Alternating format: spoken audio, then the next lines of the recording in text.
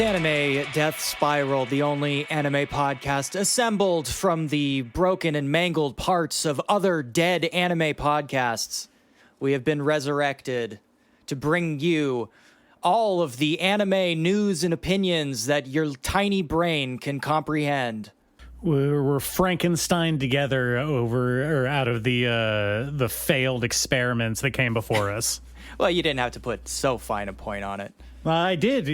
Seeing as we just came off of Halloween weekend, I wanted to get the Frankenstein reference in there. Spare me. Yes, I'm saying that I'm Frankenstein. I'm Frankenstein's monster. I'm actually both guys. I built my own body, my own anime podcast. I'm not Frankenstein. I'm Mary Shelley. You're the puppet master. Yeah, I pulled the strings. You know what's funny is Frankenstein quotes Lord Byron in the movie. It's kind of fun. It's kind of a fun thing. Fun little literary reference there, for those smart guys and gals that get what's going on. Pat yourself on the back. Got me a little chuckle in the theater there, because I know books and stuff. So I chuckle, a hearty chuckle to show the rest of the audience that obviously I'm in on the literary jokes of the Frankenstein monster. Is that what you did when you went to that museum exhibit about manga? Did you look at every exhibit and put your chin in your hand and go, yes, that is interesting. I understand now. Did you say it loudly so everyone could hear? That is not the right venue for that. That is the exact opposite venue for that, because that's what everybody is doing at the museum. That's the whole point of going to the museum. At the theater, when you're sitting in a little movie theater, you're obviously condescending to the rest of the audience because they're just fucking rubes sitting around in a movie theater. You're like the only smart one.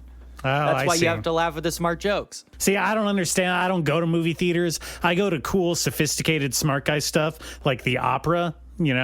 So I'm like, I'm above all that. I wouldn't know how the proles really operate. Yeah, but you went to opera in English, so you're kind of an opera plebe, honestly. Like you are like entry level opera. The opera was written in English. I don't care what language it was written in. That actually makes it worse. I mean, come on. English? Okay. Yes. It is technically classified as an operetta, but I don't think we need to split hairs like that. You were watching the dub. You were watching opera in a dub. It's like awful, man. Fucking awful. Oh man. Can I before we move on, can I tell you just like a weird interaction that I had over the weekend I was out, bar hopping with my wife on Halloween, and I just had a really weird interaction with a random drunk guy. Go ahead. Yeah. I love drunk guys. So, we're waiting to get into this bar that's having a Halloween costume contest that we wanted to go to. You standing in line? Well, it was like a ticketed thing, so doors were closed, and then they were going to let everybody in. Anyway, unprompted, this dude came up to me, and he's half dressed as the Incredible Hulk.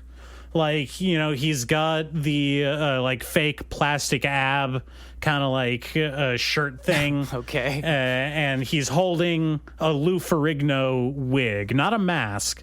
He has a green wig, like a bowl cut wig, and his face is painted green. So he's doing what? He's doing green face. Okay. He is doing Hulk face.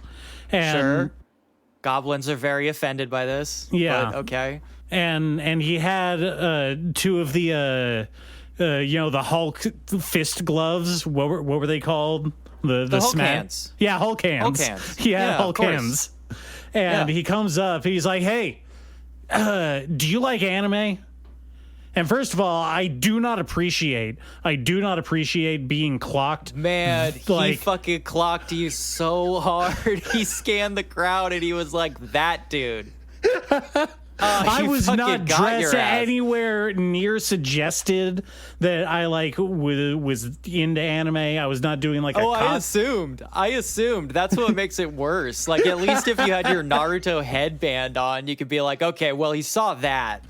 And so, in classic fashion, as you do when you're talking to like people out in the world, using your people skills, I was like, yeah, I guess.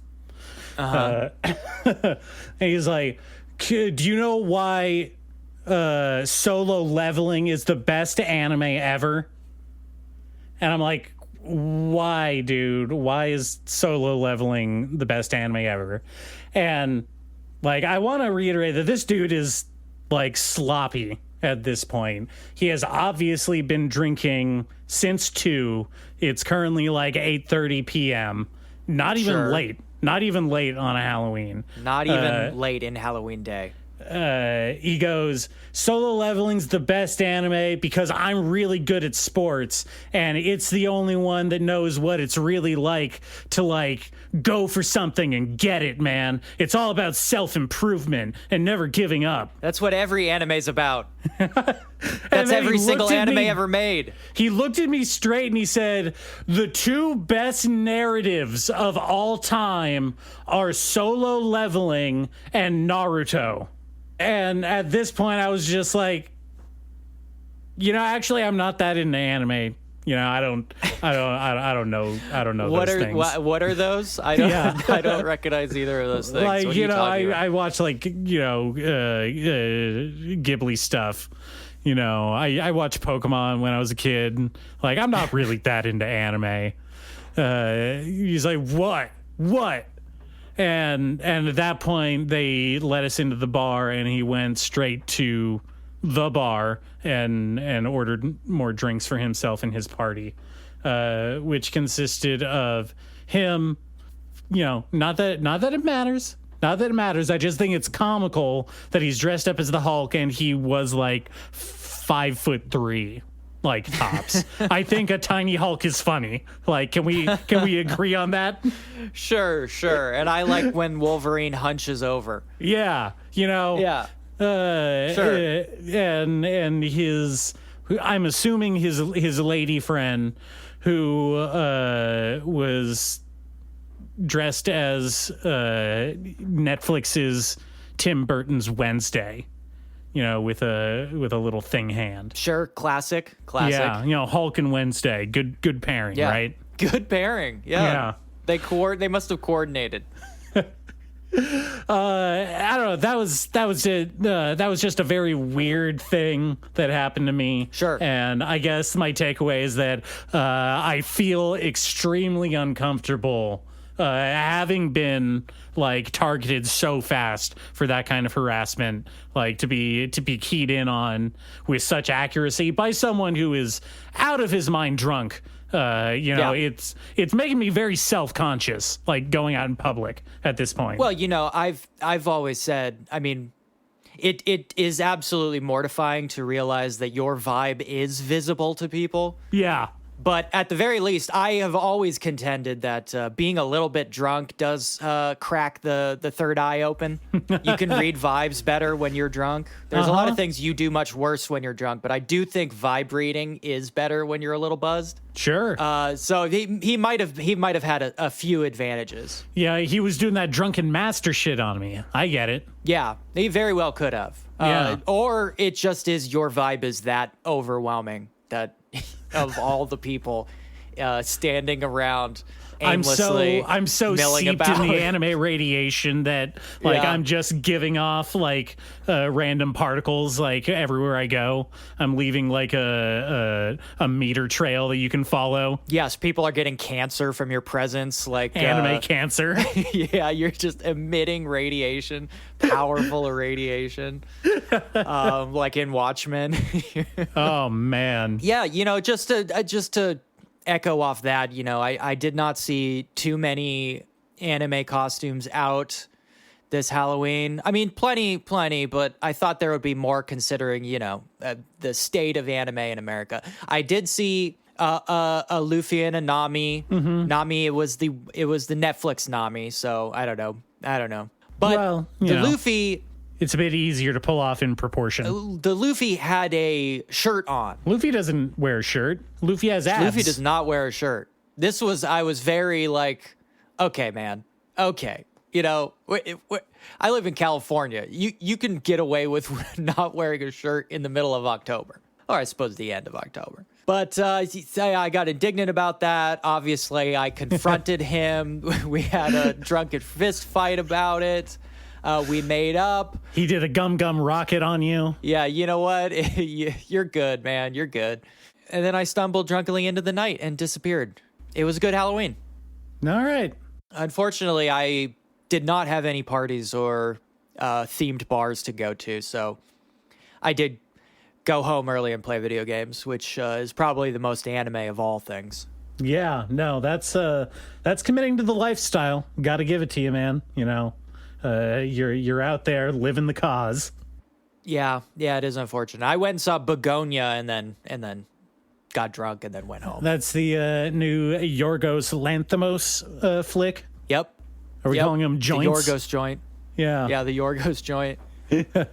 Remake of a Korean movie. So if you stretch really hard, it's almost sort of in the realm of anime, I suppose. All right. There's some weird politics there, but yeah, I can see the connection. If you go like really hard, I've never seen the original. I kind of want to see it. A lot of interesting things coming out recently that have strange anime connections. Like what? Well, like Frankenstein. It's based on a book, but it's also Guillermo, and Guillermo he's been working on this thing forever, which influenced Kojima, because like Kojima's pretending that he's like a Frankenstein guy now because he hung out with Guillermo so much, to the point where like he had Ella Fanning in Death Stranding 2, and there's a point where they talk about the main character pulls out the book Frankenstein in his room, and the stupid little puppet tells you about what Frankenstein is. It pissed me off so fucking bad. And of course, Kojima is obviously anime adjacent to the point where they are now putting out Death Stranding anime, which we have talked about. Yeah. So it is a direct line. Okay. And there's some anime ass shit in that Frankenstein movie, I will say. I mean, there's some like, damn, he fucking goes for it in that movie. You've seen it. I went and saw it in theaters because that's the kind of shit that you should see in theaters. Oh man. And I was pleasantly surprised. It is not playing anywhere near me. I regret not seeing it while I was near a theater that had it. Yeah. Well, I regret not seeing it in IMAX now. I saw it in a regular theater and I was like, oh shit, I should have seen this in IMAX. I think it's coming out like at the end of this week, maybe in wide release. Yeah, it's going to Netflix. It's a Netflix movie, so it's going straight to Netflix. They played the little Netflix intro at the beginning of the movie, which I don't like that. Yeah, it really hurt my soul a little bit. It was demoralizing. But damn, there's some anime ass shit in that movie, and it's really fucking good. It's just straight up really good. Is there a blackjack reference anywhere? No. There should have been then. No blackjack. I'm gonna say there should have been. Yeah, maybe if he'd had a little assistant who was like a 9-year-old girl, or if he had got half of his face cut off, or maybe if he had performed surgery on a ghost. We could have riffed on it a little bit, but no. Frankenstein he's pretty much played completely straight. Oscar Isaac just right down the barrel. Okay. In fact, the entire story is really just straight right down the barrel. He does not embellish the narrative at all, really. He's just doing his best effort to do Frankenstein. I respect that. I respected it too, and he's part of the bargain, which is making it look incredibly cool. He fucking pulled his weight. How do you compare it to Kenneth Branagh as Frankenstein? Well, I'm a pretty big Kenneth Branagh hater. That's right. I forgot about that. You are, aren't you? It's unfortunate because they did hand the Poirot franchise to him, which again, very demoralizing for me personally. There's 2 good Poirot movies out of the 3. Okay. I wouldn't know. I'm not interested in Kenneth Branagh's take on Poirot at all. Just really, really repellent to me. I like that he's got a funny mustache. All right. Well, anime. Anime. Or anime adjacent things. Anime adjacent things. Are you referring to like Ghost of Tsushima, which you have inexplicably been playing? Yes, I am. Nice transition there. No, I know I that could you've see been... I could see it. Yeah, no, you could see it coming a mile away. Yeah, your vibe is overwhelming. I know that you've been playing Ghost of Yotai. God, I just can't. I gotta learn how to suppress my aura. I need to learn aura suppression technique. You need to do some like Nen training to retain it in your body. I need to learn that thing where it's like you can. I concentrate and you can't push me over. You know, I just ground all of my energy into keeping me in one place instead of going outward. I need to learn that thing. Yeah, and also the thing where you put the finger on top of your head and channel your chi upward. Hell yeah. Yeah, I watched Dan to Dan as well. I love Dan to Dan. Dan to Dan's great. I love Dan to Dan. It's great. I know that you've been playing Ghost of Yotai, and that prompted me because that is a far off way of ever getting a PC release, anytime soon. Probably like nor should it. Well, we'll see. I personally enjoyed that Ghost of Tsushima got a PC release because that means that I could like play it and in much better like graphics than my PS4 could put out. So sure. It's just a shame that you lose all the controller stuff. That's what I mean. Yeah, I do agree with that. It's fun having the peripherals features on the new PS5. Fun having the peripherals. It's fun having peripherals. That PS5 controller's got touchpads. It's got vibration. Yeah. It's got the haptic feedback. They're fancy. Yeah, they're fancy stuff. It has the trigger stuff is actually very cool. I do appreciate that. It's got the trigger feedback, which includes like the bounce back and the pressure sensitive. Oh, nice. It's very cool. It's cool, and the microphone stuff too. It's good. It's good. You'd think they'd use it more, but they do not. Nobody wants to use it. So what you're saying games. Is that there's actually not going to be anything really lost if they port it to PC. Is what I'm hearing. No, that's what I'm saying. These two games are basically the only ones that actually use this fucking thing. Okay. All right. I had played most of Ghost of Tsushima like last year and burnt out after getting maybe 80% of the way through all of it because, as I said, earlier, I am a self-destructive completionist when it comes to open world games like this. I am ashamed to admit that when it comes to collecting little greebles, especially like armor sets, and especially if the armor sets give you set bonuses, that sets off my serotonin receptors like nothing else, buddy. That's bizarre. All the dopamine.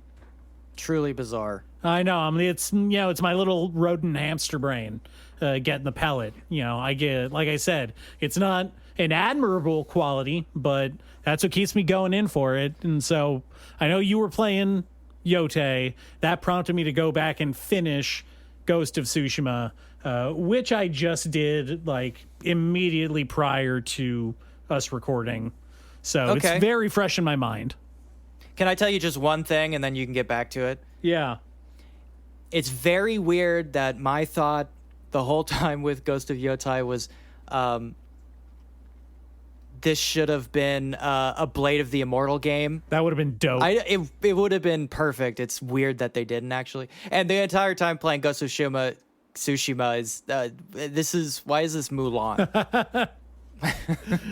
Yeah, a little bit. Why is it Mulan? Gender bent Mulan? Yeah, sure, yeah.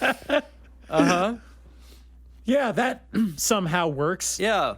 So you killed a lot of Mongols. I did. Okay. And it was basically where I burnt out, on my first run through was doing the DLC stuff, which adds a separate island like map that you can go to, and has its own, mini storyline that kind of ties back into the main one. And then I basically just finished doing that, and then I did all I had to do was the final mission to go kill the main Mongol guy, the Khan. The Great Khan. The main Mongol guy. He wasn't the Great Khan, actually. He was a medium Khan. He was cousin to the Great Khan. Some other guy. Yeah. Yeah, some Khan cousin, third cousin. And I think overall I like Ghost of Tsushima just fine. It gets a little, like, gameplay-wise, it gets, like, pretty repetitive, especially near the end.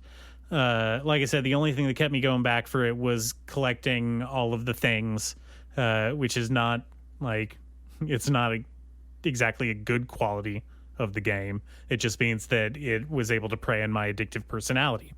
But the one thing that, like, the thought that I kept having, and tell me if this is true in Yotai, is that for having a plot so centered around the relationship between Jin, the main character, as a noble, and how he sees himself in the social hierarchy of the serfs that he owns, his peasants, and how a big theme of the game is him realizing that, like, anybody who's not also a noble kind of sees them as basically a bloodthirsty demonic overlords that just, like, are despots that rule over them and kind of low-key hate them. And this is like, after he had lost his right to titles and whatnot. Exactly. And he's going around, he's like, wow, I had no idea that we were viewed this way. I thought that we were, noble warrior lords protecting our people. And I was like, no, dude, you guys, like, you're really bad. You're all war criminals. Like, you're all suck. The worst people that have ever lived. Suck. You guys suck so bad. Yeah. And for a game that is having that as, like, a recurring theme in all of these interactions, it has surprisingly nothing to say contrary to that, because what it puts forth, with how it humanizes Jin in retaliation to these accusations, is basically you end up with a message of, that sucks that my father was ruling over you in this horrible way and, like, killing people randomly because he wanted to violently suppress an uprising. That's really tough that happened to you. But, I'm not my dad, so, like, it's not inherently bad that I'm your overlord. My father chastised you with whips. I will chastise you with scorpions. Yeah. Yeah, we suck, but hey, I killed so many Mongols and they would have been worse. I promise you. So it's like, we're cool, right? Like, like we were kind of terrorizing our own populace, but then the Mongols came and we killed them. Like, I killed them all for you. So we're cool now, right? Like, we're cool, right? We're good, we are right? morally neutral. And then, of course, the upper class, the ruling class, who are the ones who are allowed to carry weapons, excommunicate the main character, Jin Sakai, because he doesn't kill people the right way. Yeah, yes. He murders in the wrong way. He gets his title stripped from him because he is the quote-unquote Ghost of Tsushima. Basically, he's doing ninja shit, and they're like, hey, that's wrong. We're noblemen. We fight out on the battlefield. We can't be doing, our murdering, like, in the shadows or whatever. Yeah. That's not honorable. Okay. Samurais kill people like this, but shinobi kill people like this. It's the dumbest shit. Oh my god. Oh man. Well, this is a good connection because that particular thing carries forward into Ghost of Yotai. Okay. In a subtle way. In a subtle way, because there is a section of Ghost of Yotai where you do fight a sort of like shinobi clan, and they have all the shinobi tricks, you know. Oh yeah. They turn into logs. They turn into logs. Oh hell yes. Disappear in puffs of smoke. They Love it. They have kunai. They have the secret ninja walls that like they have in Scooby Doo. Oh, I love that shit. There are like secret signals that they use. They use the Blue Lantern stuff. They kill themselves when they're caught. See, if you keep talking about this, I'm going to start reinstalling Sekiro. Like, you got to stop. Sekiro is so fucking cool. It's so fun. It's like it's one of the best cool. games ever made. I love Sekiro so much. And it is posited, of course, because this is the sequel. Despite being 300 years later, it is posited that Jin Sakai invented shinobiism. Okay. So he is the revered elder of all ninja stuff in this game. That's just, they straight up say that. Wow. All right. That's a take to go with. A bit I mean, I think, well, first of all, I guess they can do whatever they want because the concept they can do whatever they want. The concept of what a shinobi is, like, didn't really ever exist. Like, that wasn't like real. There were definitely assassins, but there were not like mythical clans of highly trained ninja masters passing down their skills from generation for the shoguns and daimyos to use. Yeah. That's all made up But in shit. the game, they are. And they use psychedelic poisons to manipulate people. Whoa. Freaky, dude. Can I get some? It's just wild that 300 years later, anybody would remember anything. What? 300 years is a long time. Mm-hmm. It is a long-ass time. Well, as we were saying, like, in 300 years, the Mongol Empire has already receded far into the past. Yeah, there are Russians now. So that brings me to my question I had earlier. If you're not fighting Mongols, who you fighting? Well, let me lay it out here. This is pretty simple because this game is a Western. It's just straight up a Western. And not in that way where we talk about like samurai movies are all Westerns. But like, this is a Western-ass Western. You are like a homesteader and some bad hombres come to your homestead one day and they kill your family and they pin you to a tree and they burn down your house. And you're out for revenge, and you're the solitary gunslinger. And do you have a gun? You do get a gun. Yeah, you get a pistol and a rifle. Oh, all right, ninja guns. Yeah. You know what? I think ninjas are cooler when they have guns. I'm just gonna say it. The ninjas use kunai. She, the main character, Atsu, uses a gun. She is not a shinobi though. Okay, all right, but she learns shinobi shit. She's the man with no name. Okay. Like straight up. She wanders from place to place, tipping her hat going, ma'am. And then killing people. She walks into bars. Everybody stops and looks at her, and then she kills them all. It's like you are doing Western shit. There's a point where you whip out your shamisen, play it like a guitar, and play some straight up like Western, like spaghetti Western riffs on it. It's all there, man. It is all there. It is just a straight up Western. Honestly, that sounds pretty dope. I like that vibe. Yeah, it's an interesting take to go. And if you kind of played it a little more straight, I think I would have had less of a problem. Here's the thing, though. Atsu has moved back up north after many, many years away from her home.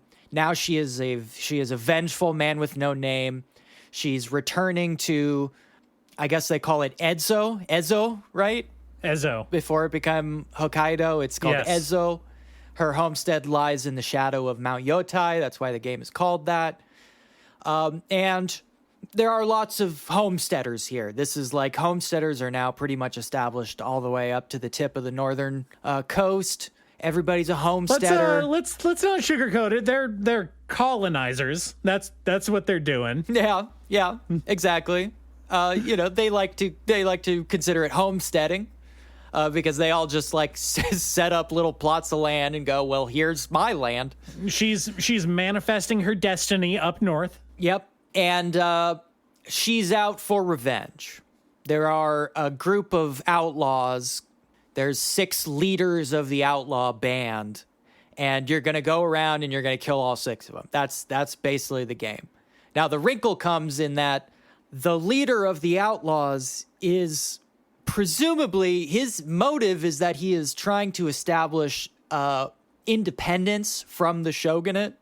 So he is trying to maintain Ezo's kind of autonomy within the political system. Okay. Because he belonged to a clan that was defeated after the Battle of Sekigahara, right? The shogunate won. They took power. Lots of the clans that rebelled are all scattered to the wind. He's one of them. He returns to the north where he's from, I think. And he decides that, okay, what he's going to do with the rest of his life is he's going to try to maintain Ezo's autonomy. Now, apparently that's bad. And well, generally the powers that be don't like that. They don't like having that. Autonomous power structures separate from themselves so close by. No, they really don't like that. But apparently also Atsu, our girl, our homesteader, she also doesn't like that for some reason. She never really makes it clear why she's against it. She just kind of has this like In classic protagonist fashion, she is apolitical in all ways, despite her life being completely molded by the politics of her time. Yes, and she is essentially destroying the only resistance to this northern creeping shogunate, right? Yes. Her entire life's mission now is to kill every single person who is trying to resist shogunate rule within Hokkaido. Now, you'd think, wow, the Ainu must be, like, really involved in this story because, like, that's kind of their entire deal. Yeah, you'd think that, wouldn't you? No, the story is between this band of outlaws who are sort of, like, mobilizing a peasant resistance and this clan of, like, shogunate loyalists who are just the feral samurai guys who wander around just establishing outposts wherever they go and setting up camps and threatening to kill people if they try to make their way through checkpoints without like shogunate approval and all this shit, you know, doing that kind of shit. Yeah. Now, Atsu immediately sides with these guys. You don't have a choice. And near the beginning of the game, I thought you might have a choice. You do not have a choice. You immediately start cooperating with these dudes. And when you do meet the scattered Ainu, who are in the game, let's be clear, there's lots of Ainu in the game, and specifically they have their own little zone, which is a combat-free zone because, you know, the game doesn't want to make the politics even more convoluted than they already are. So they just make sure that, like, nobody is slaughtering Ainu in this game. Not the good guys, not the bad guys. Everybody is just hands off with the Ainu. You have a nice little brush with Ainu culture, and Atsu every once in a while like goes, wow, this conflict, now this is important. She never specifies what is happening. She says this conflict is affecting the Ainu very negatively. just conflict in general is affecting the Ainu negatively. That is the only thing she ever really mentions about this. Talking about beating around the bush. Yeah, and when you talk to the Ainu, of course, they're like, we don't believe in killing. Full stop. Whoa. Oh, okay. Yep. So, yeah. You know, if I had to rate things, I would say that the overall politics of Yotai seem considerably worse than Tsushima, if I'm being honest here. I mean, you know, the proximity to modern culture as well, because this is set like in, you know, post-black ships, right? We're using guns and stuff. We are on the edge of modernity, basically. Mm-hmm. I do believe makes the lack of any kind of political will even more egregious because, as is demonstrated in a lot of history, when you decide that you are not going to take sides, you do, like, very clearly, you do just by default side with the oppressors. Like, that is what this game is. It is like a perfect simulation of that exact thing. And so you kind of rampage your way across, and the game does make sure to always position the resistance movement as fundamentally and ideologically incorrect in the way that they resist shogunate rule, because they do it in bad guy ways, right?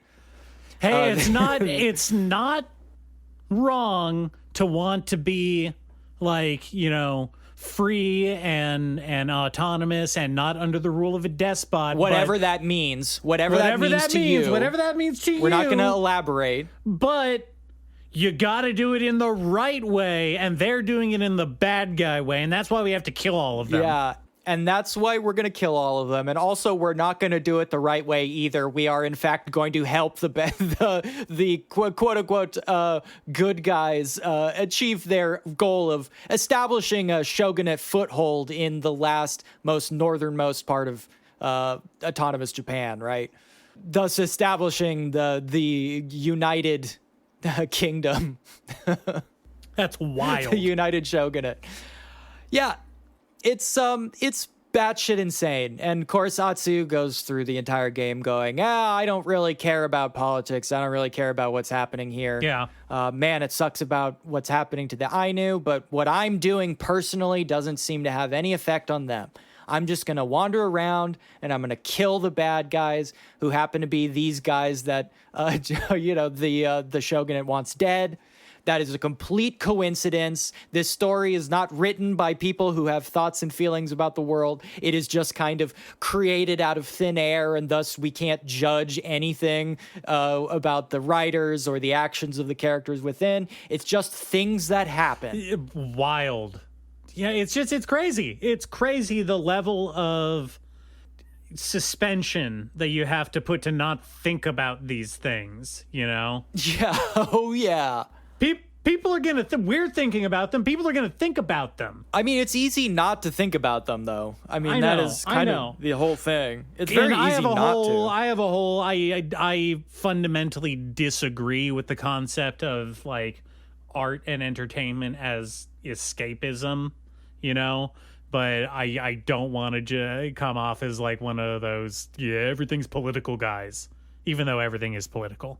I'll disagree with both of those statements. I will say I do believe in escapism, and I do believe everything is political. They're both true. They're both true things. Everything is political. I don't believe in escapism. So we're at heads on that one. Anyway, it's just crazy. I guess that answers my question of, does Ghost of Yotai have anything to say? Yeah, because Ghost of Tsushima in the end did not, like, very pointedly brought up these issues and then said, but we're not commenting on that. I mean, there is a possibility that at the very end of the game, maybe like a point is made. I have not finished the final area yet. The one statement it makes very forcefully, though, and I think this is insanely funny, is you are the daughter of a blacksmith, right? So there is a big focus on like swords and swordsmanship and creating swords, and you go and talk to all these traditional weapon masters and their schools and the way that like the philosophy behind how they use their weapons.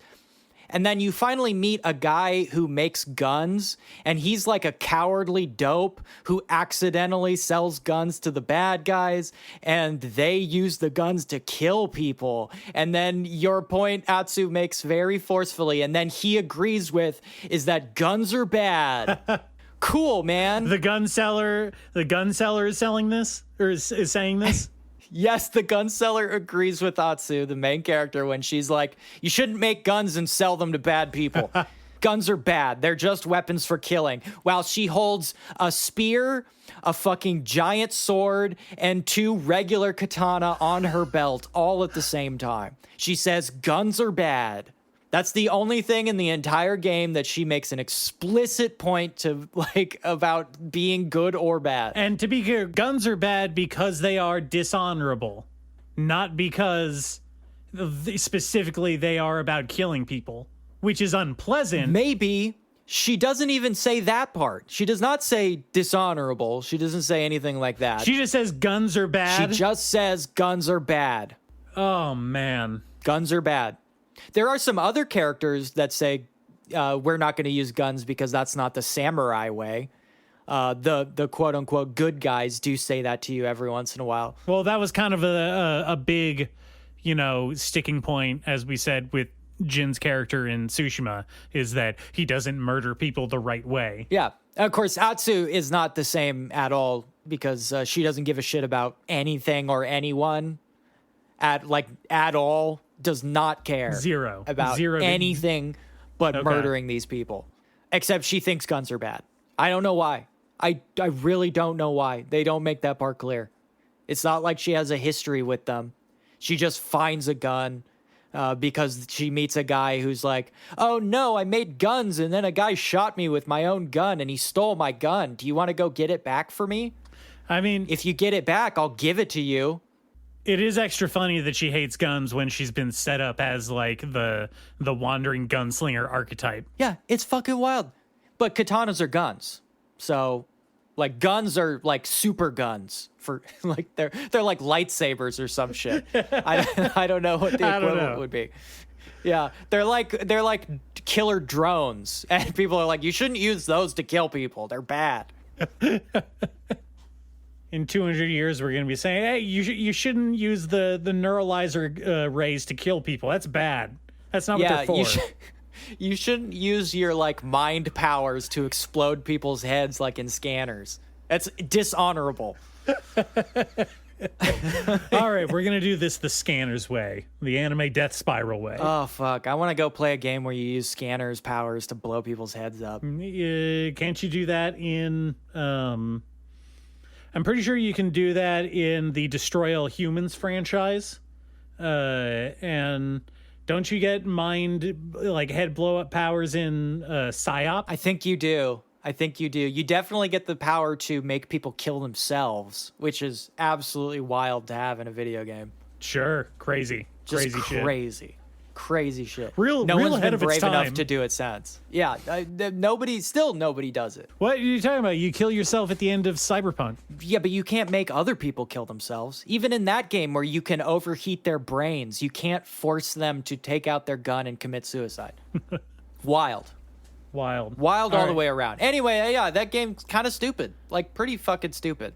All right, so, yeah. Par for the course. That's all I wanted to know. That's all Games I really are dumb. wanted to know. Yeah. Games are dumb and bad.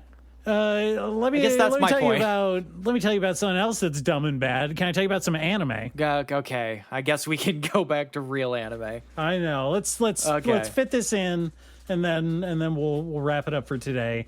I want to come back here because despite the lackluster reception that we've had towards this season, I do intend on persevering and watching more of it, doing my due diligence, if you will, my research, Yep.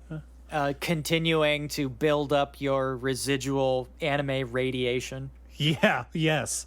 Gotta aura farm, as it were. So I did watch a premiere. Interesting. Yeah.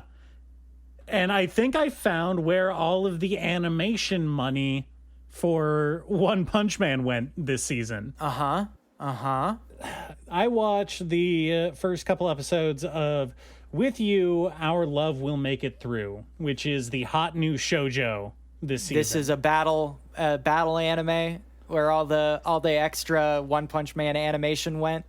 No, this is a very bog standard, like, shoujo, rom-com, drama, kind of a Romeo and Juliet story about two people that come from different societies that happen to fall in love.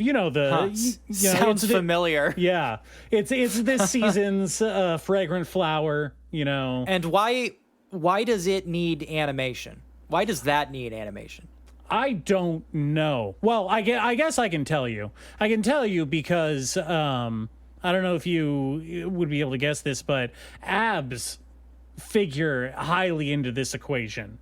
You see, our main character is a second year high school girl, and she is going to the only high school in Tokyo in the year 20XX. That is the Mega Man timeline. Yeah, the Mega Man timeline. That is part of the new government mandated integration program into the education system. You see, there's a marginalized group of refugees that have been living in Japan that have just recently had like kind of a civil rights moment in this timeline, and so are starting to be integrated with some friction into wider Japanese society. And so, as you can guess, our female lead is a regular high school girl from Tokyo, and she falls in love with the mysterious new transfer student that's been put in her class as part of this integration program. How could you not? Yeah, how could you not guess that? And do you want to know what the big twist? You want to know what the big twist on this whole thing is? He's gay. He's not. No. He's got a different skin color than her. Can you imagine that? What? Tackling issues of racism in this day and age. What? Yep. Unheard of. He's blue. Wait, what? He's blue? Wait, hold on. He's blue. Yeah. What'd you think I meant? Well, I thought he would be like a particular, like a different ethnicity from a Japanese person, perhaps, like an actual and a kind of ethnic group that actually does exist within Japan, but is largely ignored by anime. No, he's blue and like covered in fur. He's like a wolf guy. What? He's like a Beast? He's a furry. He's Beast from X-Men? Yeah. What? Yeah. Yeah, he's Beast not like from Filipino. X-Men.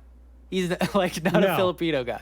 No. The marginalized group that I was referring to is, you see, at some point in the unspecified past, there was a bad government group that did a lot of genetic experiments and basically Island of Dr. Morode a bunch of animal people. And then they kind of like formed their own like sub-society. He's a human animal hybrid refugee. Yes. I fucking hate anime. I hate it. What is wrong with these people? I was thinking about this one, speaking of stuff that has weird politics, because he's got like all of the classic animal like furry traits. He's really good at sports. He's like really tall and athletic. People make fun of him for having like, weird hair and a deep voice. It's a lot of weird choices for this type of show to be making. Oh boy. Yeah. I was baffled. And back to my original point, this is so like lovingly over animated in every scene so far. It's insane. All to show off this like blue wolf guy's like meticulously carved abs. You see a lot of them. They're flashing them a lot. Huh. Yeah. To what end? Well, to make him sexy? He's very sexualized. I think to that He's a end. very sexy beast. Yeah, I think that he's sexy Beast from X-Men. To people, who didn't already think Beast from X-Men was sexy. Yeah, Frankenstein. Yeah. Mm-hmm. Yeah. Yeah. So, that is the hot new romance anime this season. What are your thoughts on that? I mean, of course they're going to introduce a fragrant flower. I mean, not just because it's the biggest show from last season, but they always have one of these. I'm a little astonished that they're still doing like hey, we're going to do like an allegory for like immigrants instead of just doing the immigrant, because anime fans have an easier time relating to a furry blue man than they do to like I don't even know, like a South Asian person. I think it's not even that they have an easier time relating to that character, because, you know, this is a classic shoujo manga. We are seeing everything through the lens of the female lead. So he is, for better or worse, he is incredibly objectified, you know, in her view of him in every scene. He doesn't really have agency as like someone who is representing a person from a marginalized ethnic group. He's there to be sexy, and he knows it. So was it funny? No, it's kind of depressing. Like, his whole thing is that he wants to be the first Beastman that they let go to college so that he can be the first Beastman doctor, because the ghetto that all of the Beastmen are forced to live in doesn't have any hospitals. No hospitals. Yeah, no hospitals. Cool. So he's unvaxxed. Yes. He does not have his rabies shots. Okay, all right. In 20XX. Uh-huh. Jeez. It's weird. It's like, first of all, if we're backwards engineering this premise, that's like putting forward the idea that, like, oh yeah, it's totally normal that the first thing Japan would do with an influx of like ethnic migration is like create a little walled ghetto and keep them all in there with no hospitals. Like, that's the obvious part of the setup. Yeah, of course. The twist is that they're weird animal people. Oh, fuck. Oh, man. This is such a thing. It continues to be mind-boggling that every time we want to approach a story of an outsider, especially in these kind of low-stakes stories, it's never just like, oh, I'm an immigrant from Uganda or whatever, you know, I'm here to do like manual labor and my employer is holding my visa hostage. It's got to be, I'm a blue alien from outer space and I'm kept in the alien lab, and but they let me out to go to high school where I can romance girls. I mean, we've fallen a long way since, like, you know, Tokyo Godfathers, where a major plot point of the movie is that they encounter like actual Brazilian like migrants, and they're like nice people and very humanized. Yeah, it's crazy. It's crazy. Now, if you're Brazilian, you have to do capoeira and fight in a tournament. Oh yeah. Well, I mean, wouldn't you want to? Well, you know, if it's that or nothing, I guess I prefer that. But, you know, maybe we could get a guy who does capoeira and a guy who doesn't do capoeira. Maybe like just two of them. Maybe just have a guy. Maybe he's just like a guy. Maybe he's just a guy. We gotta put labels on everything, man. Maybe he's the friend. The blue guy Beastman has like an actual immigrant friend. And he's like, yeah, you got it tough too, man. That would be, okay, that would be an amazing setup for this. Wouldn't that be crazy? Yeah. No. Instead, he does have like other, you know, Beastmen friends, including a cat girl who is also going to the school. You know, a literal cat girl. Will always remind me of the joke from that one joke. ecchi manga.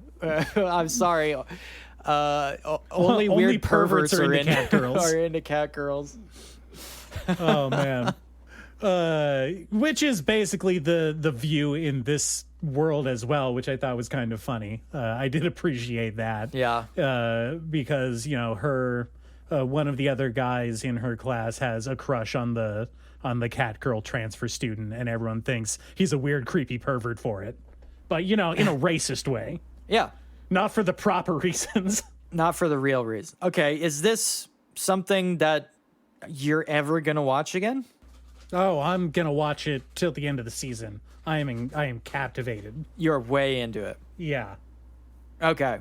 Yeah, no, this goes to the top of my number one trash for this season. Jesus Christ. Okay, well, you said you had another one at some point. What is this other one? Oh, I guess I can talk real quick about this. This was just a manga that I was reading for totally legitimate reasons that have nothing to do with abs. I want to be upfront about that, okay? Can we agree on that? Is it the female knight with abs? Yeah, no. Although I do know what you're talking about. I read a couple chapters of that. It was kind of funny.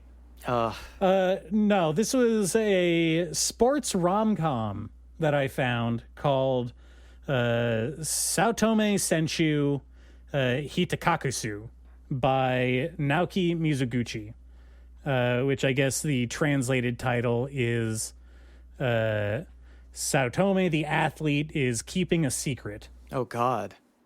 No, it's okay. That makes it sound way more sinister than it actually is. What? No. What? No, it's totally fine. Nobody's in danger. Okay, let's take it back a notch.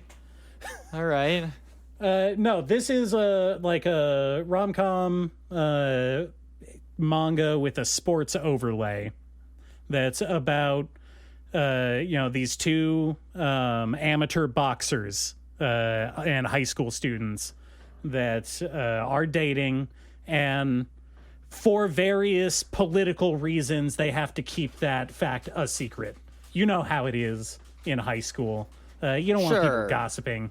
You know, you gotta keep that lock. But yeah, for some reason it would be weird if people knew that you were like romantically interested in someone. Well, you know, she, like, her whole thing, Saotome, the female lead, the titular character, her whole thing is that she's training to be the first female Olympic boxer from Japan. Sure. She wants to go to the 2020 Olympics. Okay, cool. Yeah. Sounds great. Yes.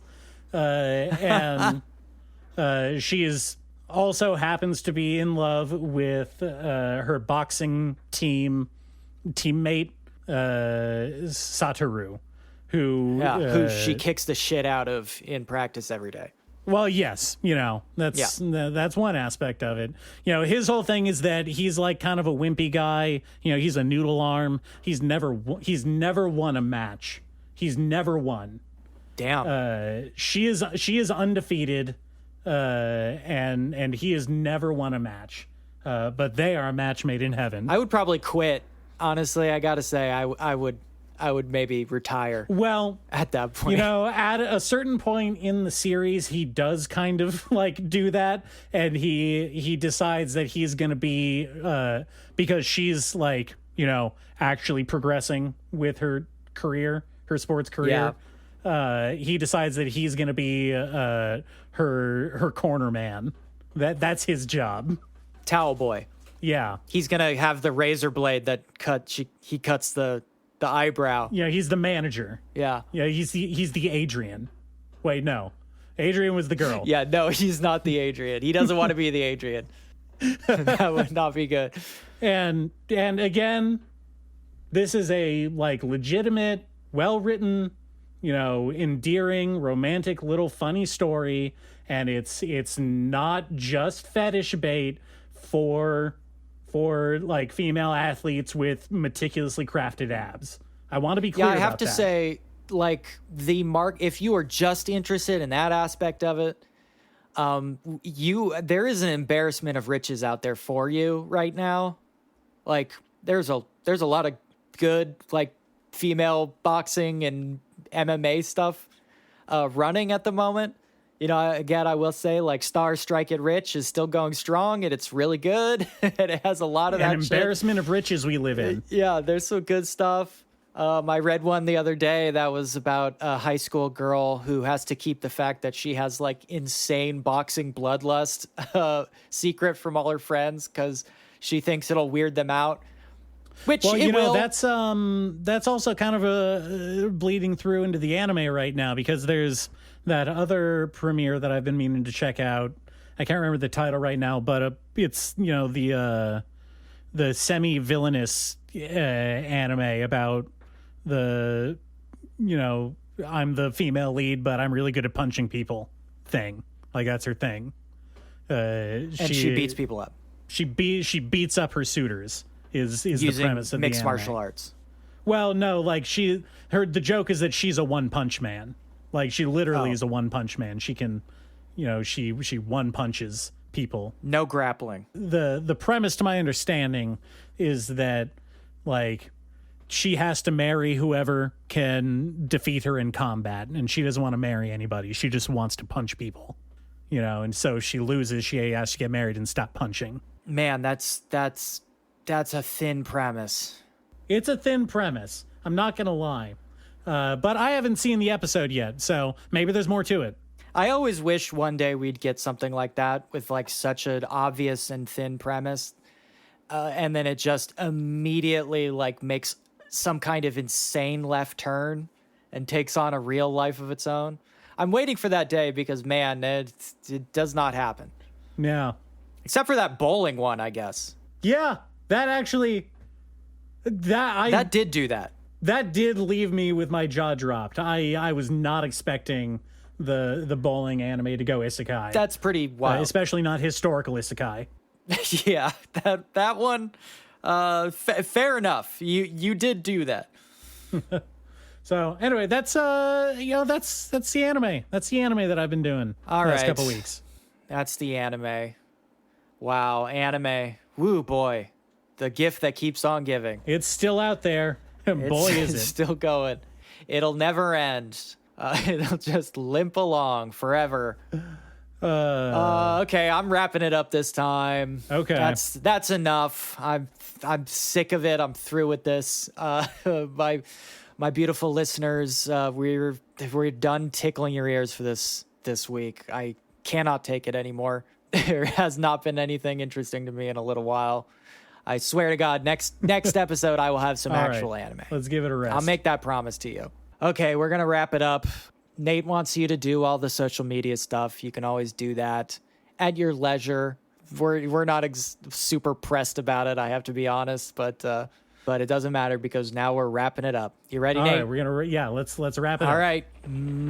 Bye.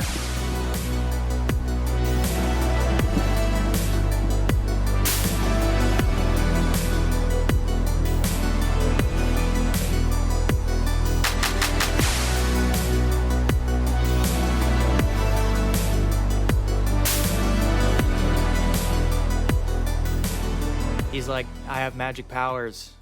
And she's like, okay, sure. Whatever. Yeah, I'll go down this weird alley with you.